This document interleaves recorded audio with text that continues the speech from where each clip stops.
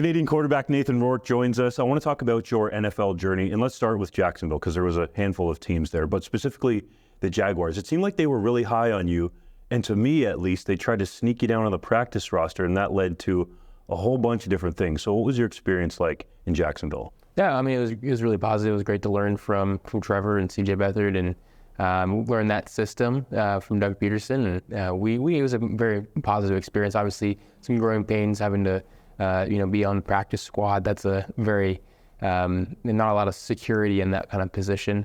And so every week you're kind of monitoring where the injuries are around the league. And I did get put on waivers twice during that year, and then I got picked up on the third time, I believe. And so just the chaos that kind of comes with that position was certainly an experience. But overall, really made a lot of really good connections there, learned a lot, and was happy for the experience. Did you think that if you didn't get picked up on waivers, things might have played out differently because the Jags really did seem to like you? Yeah, I think that I probably would still be there, to be honest. I did see that they had a plan for me. They envisioned a future for me, at least being a number two at some point, and hopefully sooner rather than later. You see the offseason moves that they made this past year, so. And I always did see Jacksonville as like a stepping stone somewhere else, but you never know in the NFL with injuries and people going down when that opportunity would come.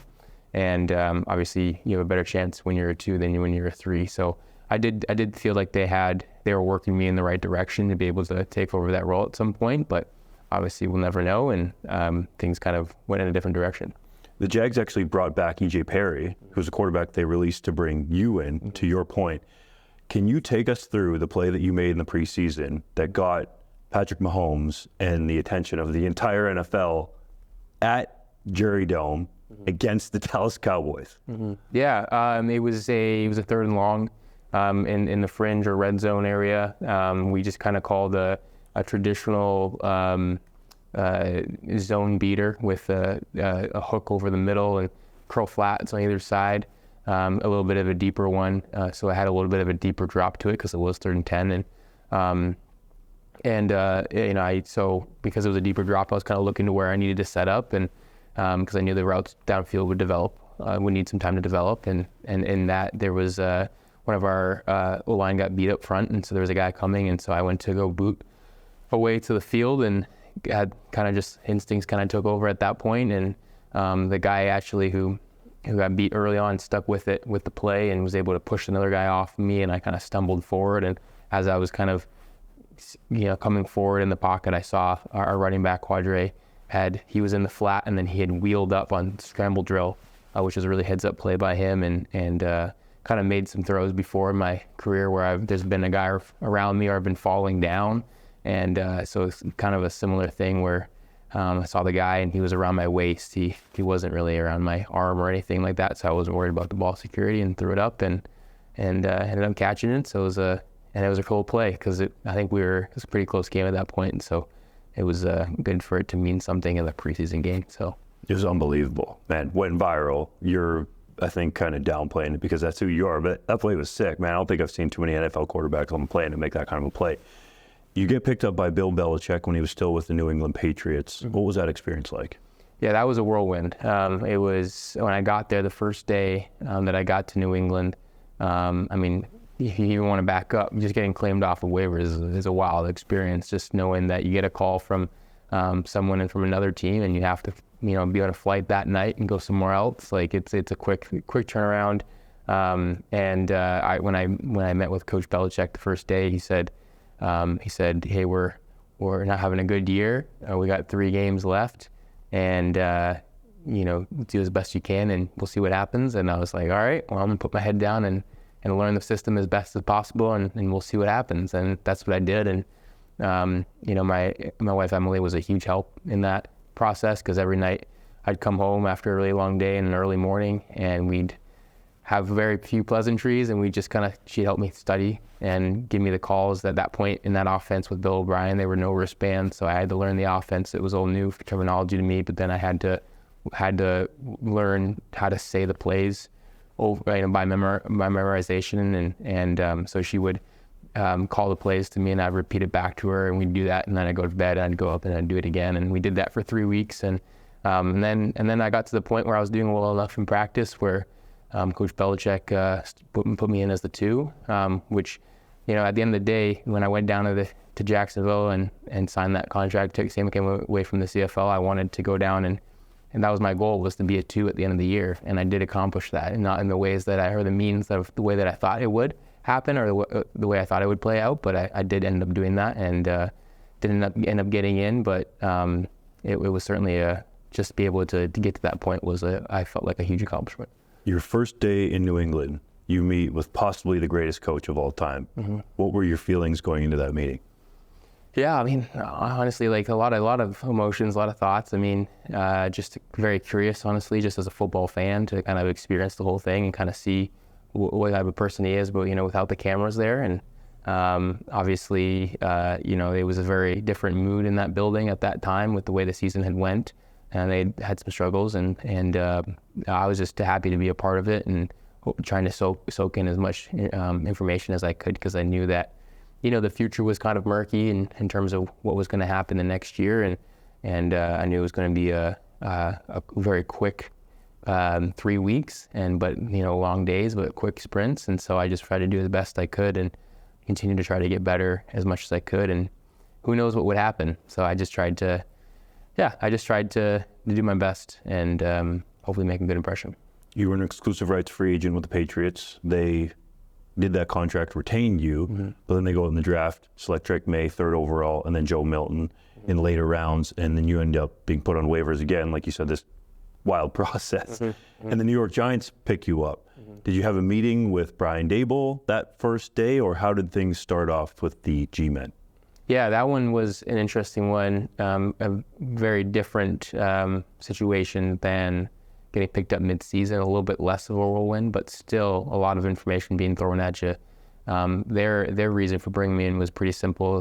Daniel Jones, their starter, was coming off the knee injury, and so he wasn't going to be able to take any reps in OTAs, and they wanted to potentially bring in somebody else to be able to take some reps with the threes, and that was basically my role. And so I didn't have the 5 weeks that everyone else had to kind of learn that system, and that system was with Coach Daboll was a couple of years in the making. So whenever you're in a system that they've been there for a couple of years, they have progressed, they've evolved with their core group of players, and so I felt like things were moving really fast. It was a very complicated system, and a lot of code words, a lot of memorization, and so definitely had spin at that point. But we were at that point in time in phase 2 of OTAs, and so things were able to kind of slowly move through off-season work and get to phase 3 OTAs, and so that one was an interesting one too. I actually had driven from New England back to Toronto in my in-laws' place, and then when I got the call later that day, I had to drive back the next day to New York because I didn't know what was going to happen. So how long was that drive?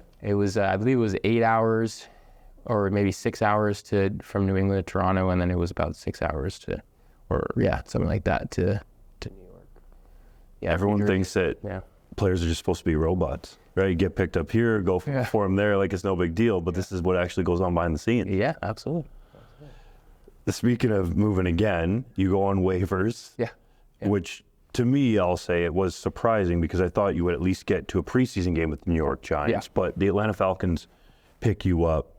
It was a short time there, but likely another whirlwind. What was that like? Yeah, that one was, again, very difficult. When you go into training camp in the NFL, you are picking up really where you left off from your OTAs. You install the whole off season really starts the day one of OTAs when you're installing with the vets, and so that was a new system, but they had been at it with that group since April, and by the time they got to I got there I think second week of training camp, and they were already had a whole bunch of stuff in. They were running the offense with Kirk Cousins, who's a ton of experience. He'd run the system before and a couple different iterations.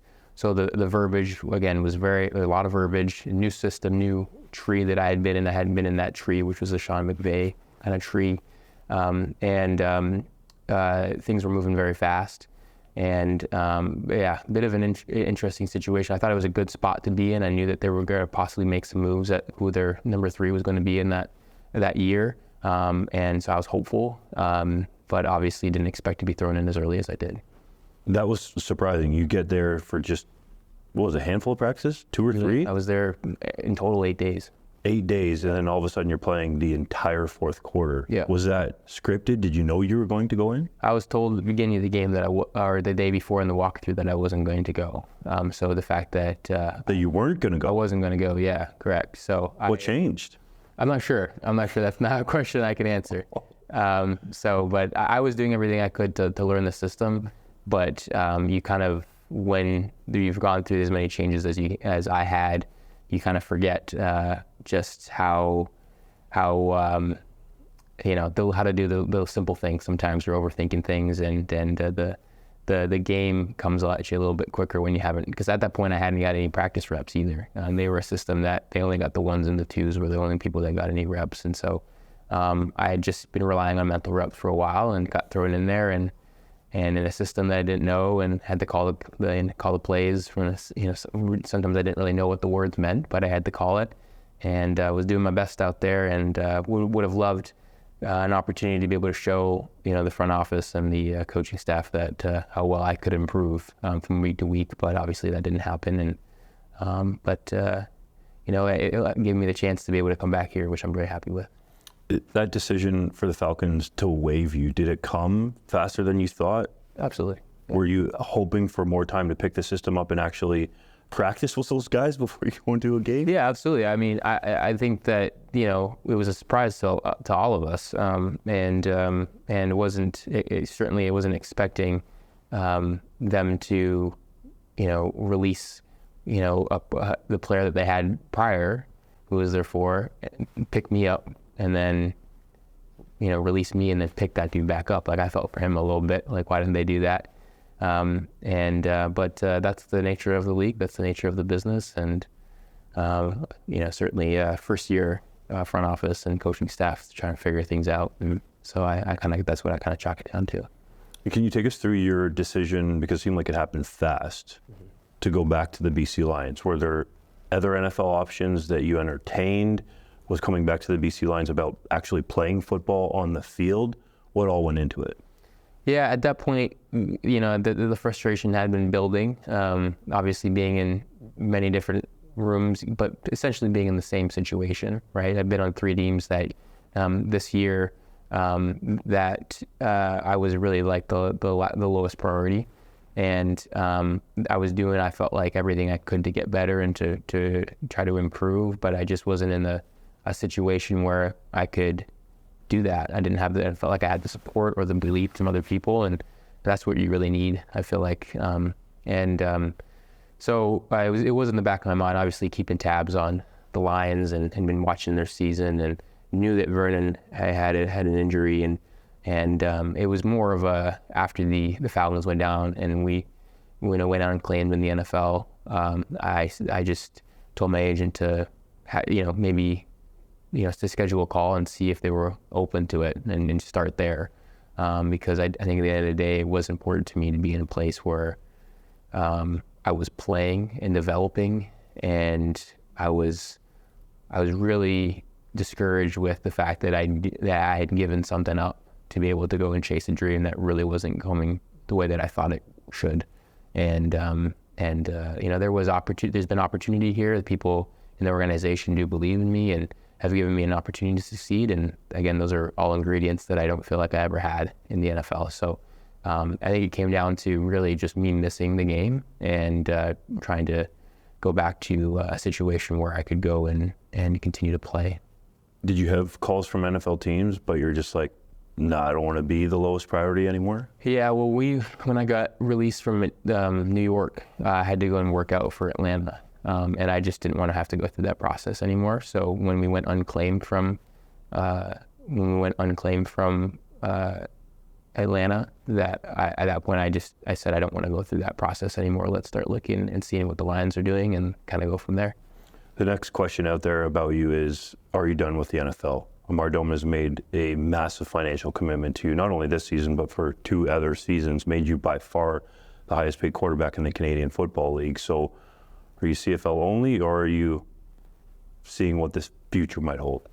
My intention is to play out my contract here in the CFL with the Lions.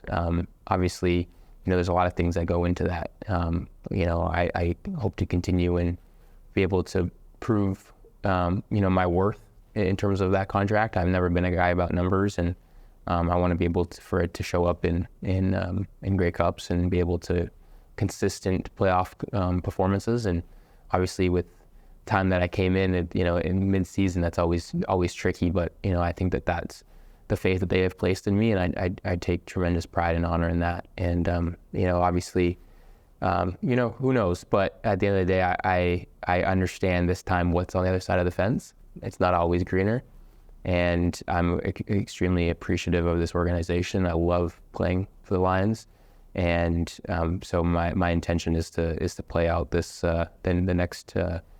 finish this season and play the next 2 seasons and see where we're at after that. Did you at any time when you were in the NFL feel like there was a CFL or Canadian bias that was held against you? I certainly felt that what I had done in the CFL, or the experience that I had in the CFL, was not valued. I was treated. Obviously, I was still a rookie in the NFL, so I went through the rookie stuff in the CFL, and then I did it again in the NFL. So that in itself, but I was still treated as the young guy, even though I was older. Some of those players that they had drafted, that experience of leading locker rooms, being a captain at a professional league, that never carried any weight. Playing in or creating your own routine and having a way of taking care of yourself as a professional, being a pro, I didn't feel like that was given any credence. And so I feel like it's there were certainly things that I thought that maybe they'd have a little more respect for the league and the players that come out of it, because there's a ton. And there's a ton of talent up here, but there wasn't, and I certainly felt like there was aspects of it that going into maybe I believed in or leaned into a little bit too much. Maybe I was a little bit naive, but I think that, again, I don't regret that decision of going in and doing it and seeing what was out there, and because I think it will help inform my decision if there's a next time. Do you think, and I don't want to blanket all of them, but that the Americans maybe don't understand how good the talent is in the CFL? Yeah, absolutely. I also think that the games are different. I think that there's a lot of players that the game it is better suited for them one way or another. There's some people that are better suited for the American game, and there's some people that are better suited for the CFL game. And I think that sometimes people are just able to perform better. Simply put, they're just better at one. I think other times they're not given that opportunity. And I think a lot of times with guys coming from the CFL, without that financial investment, people aren't going to be able to see that opportunity through. In contrast to a draft pick where they give them a ton of money up front. They're going to give them a chance to be able to prove themselves right, rather than maybe this underdog guy coming from Canada or the CFL or whatever. So I definitely felt like that was one of the overpowering, blatant lessons that I think I learned from the business of the NFL. Your brother Curtis Rourke is absolutely lighting it up at Indiana University. Mm-hmm. Guy's been on fire. He's got them undefeated. They're going into a big stretch. You told me a long time ago that you felt like at the same point in your careers, he was further ahead as a passer. Am I quoting you right? Yeah. Why did you think that then, and how much has he progressed since that time? Yeah, I think he's always been a very natural thrower of the football. He's been a guy that, he's been working harder to be a more of an athletic guy. Like I would say, he's someone that's always worked really hard to be strong in the weight room, to be faster, to work on his sprinting, work on his acceleration. And I think he's still one of those guys that's undervalued as a runner. I think that for me at Ohio, I was more of a runner. The instincts, the scrambling, that's something that I do quite naturally, and I worked really hard to become a passer. And so we kind of have inverse career trajectories, if you will. And I think that that's something that, when I was in school, we didn't do as much of the throwing because that wasn't as much of my strength. And I was able to work on it. And, by the time it was my turn to play in the CFL, I think that I had taken a step in that direction. He's a guy that I feel like that's always come naturally for him. He's got the size, he's got the arm talent, and I think he's in an offense that is willing to build their plan around him and what his strengths are. And they have the receiving core to be able to do it. They're doing quick game stuff, doing RPOs. They're doing intermediate, second level reads, and they're being able to throw the ball down the field as well. And I think he balanced that with a great run attack. I think there's no question why they're successful. Can he be an NFL quarterback or a high pick down there? I would love for him to get the opportunity to do so. I think he continues on the way that he's been. I think that we don't ever see him up here, and that'd be okay with me. Do you know his Saskatchewan Roughriders connection? I don't. Offensive coordinator Tino Sunseri was a quarterback with the Riders. Oh, there you go. That's who's coaching him right now. Oh, yeah. I've heard a lot about Coach Tino. How much do you keep in touch with Curtis through both of your seasons that are running together? Yeah, I mean, we do our best. I mean, he's especially our 7:30 games. He's not staying up for those. I don't fault him for that. But 7:30 West Coast. Yeah, 7:30 West Coast. Yeah. So and I do my best. Like, the time difference is tough, but he's making a lot of noise. It's hard to ignore it, right? So, but I've been keeping up with him, and it's been fun. We try to call every week and kind of talk about the week and talk about how things have been, and he's doing really well there. Him and his wife Caroline are settling in and having a good little community there, and it seems like they're doing really well. So that's been really exciting on and off the field for him. Do you guys talk ball, or are you just brothers? We talk both. We talk about on and off the field stuff. Yeah, for sure. He's we've got a lot of stuff going on, and he's there's no one that knows. I feel like that knows what I'm going through better than him, and vice versa. We've kind of been on that road together. So I'm very appreciative of the way that we're able to talk to each other about a lot of relatable things. What's your ideal November schedule as it relates to you and your brother? Yeah. Well, we've got some big plans. We'd love to be able to come off a Grey Cup win in BC, in Vancouver, and then next week go to Columbus and see the Hoosiers upset maybe the number one team in the country in the Ohio State Buckeyes. So that'd be great. And I think that they have every opportunity to do it. Hopefully we don't let up our side of the bargain, and be a great November for the Rourkes. It would be. Thanks for the time, Nathan. Yeah, thanks.